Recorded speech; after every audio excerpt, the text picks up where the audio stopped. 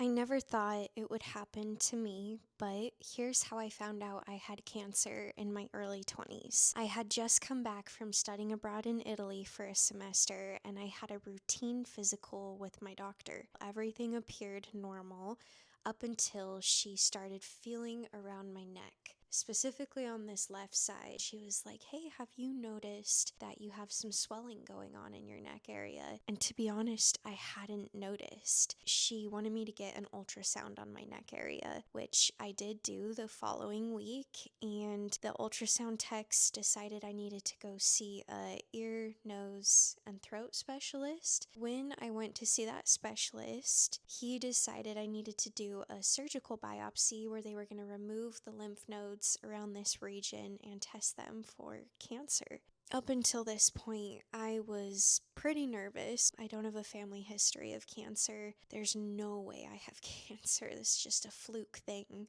but it wasn't.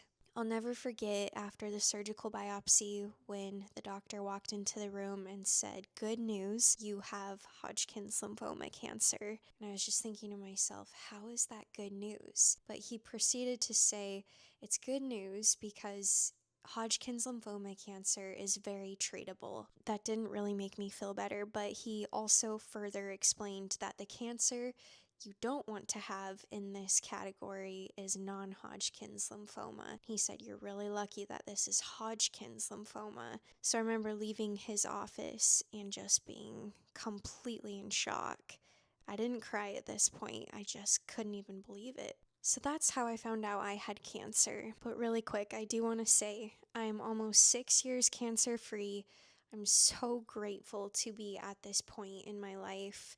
Having cancer completely changed me, and I wouldn't wish it upon anyone, but I also wouldn't wish to erase that part of my story. I hope this video doesn't scare you. If you have swelling in your neck area, sometimes that can just be from a common cold, but it's always good to check in with a primary care doctor once a year and just make sure during an annual physical that everything looks okay.